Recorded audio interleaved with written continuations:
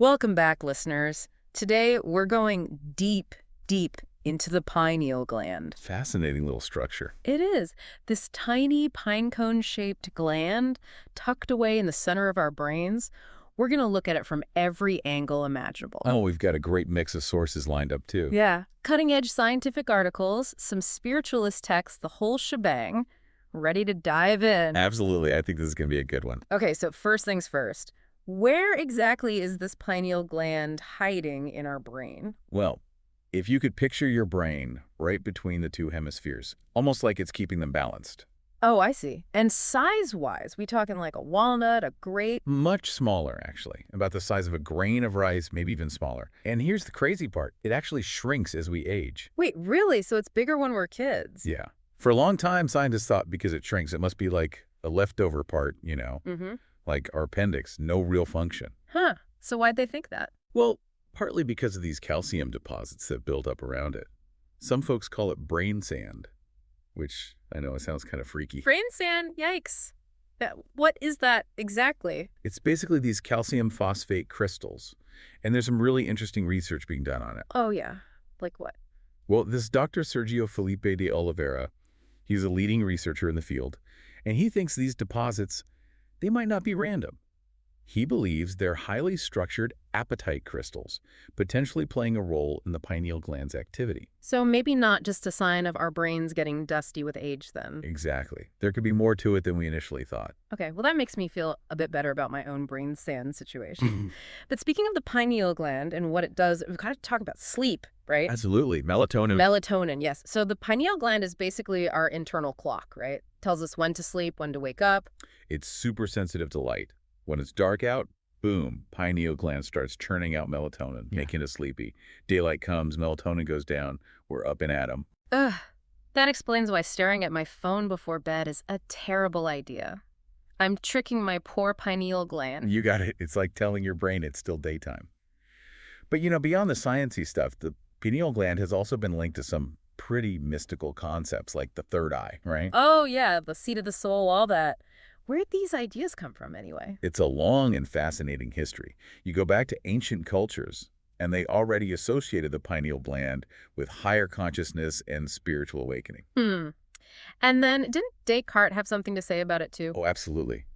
Descartes, he was convinced the pineal gland was the connection point between the soul and the body. He thought its location in the brain, smack dab in the center, made it the perfect spot for the soul to perceive the world. So, like, Descartes was the OG pineal gland fanboy. Kind of, yeah. Yeah. But Spiritism, for example, takes a bit of a different approach. Okay, so for those who might not be familiar, what's the Spiritist view on all this? Well, unlike Descartes, Spiritism doesn't say the soul is located in any one specific organ. It's more like the soul's influence permeates the whole body. Okay, that makes sense. But I know there's a lot of talk about the pineal gland's possible role in mediumship. Have scientists found anything to back that up? This Dr. Dicio Iandoli Jr., his research is really interesting. He's looking into how the pineal gland might actually be involved in communicating with the spirit world.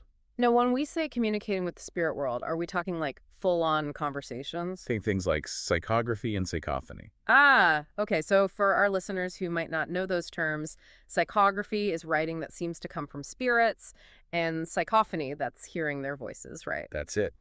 And Dr. Iandoli Jr., he thinks the pineal gland, because of its connection to the thalamus, might be involved in translating information from the spiritual realm into something our brains can understand. Wow, so it's like a spiritual decoder ring.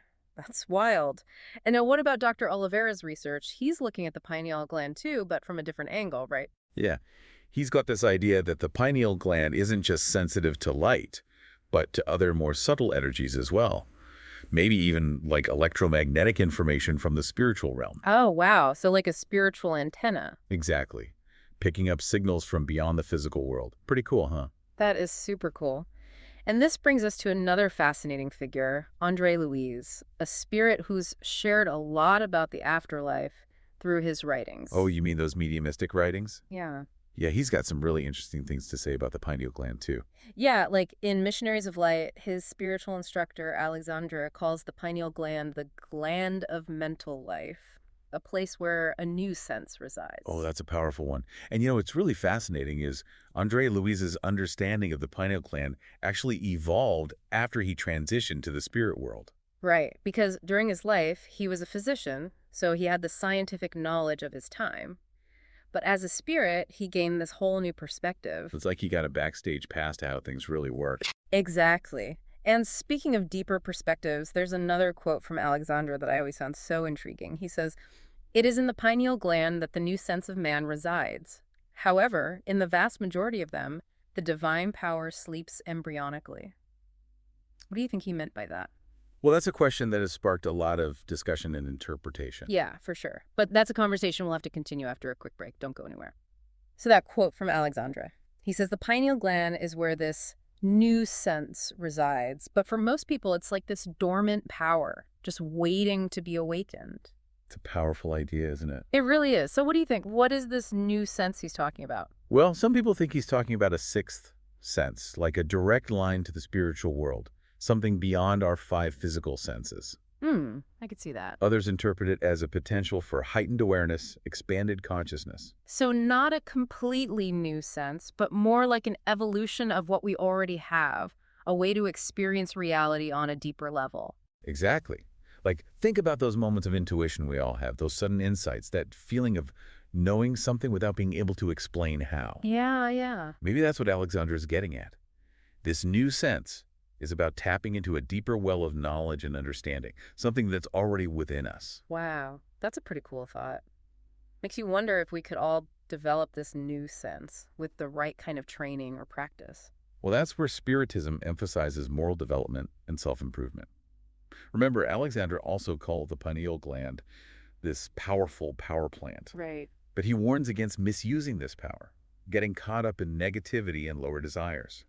True spiritual progress, he says, is about harnessing this energy for good, cultivating virtue, serving others. So it's not about seeking superpowers or forcing these spiritual experiences, but about working on ourselves, becoming better people, and letting those insights emerge naturally. Exactly.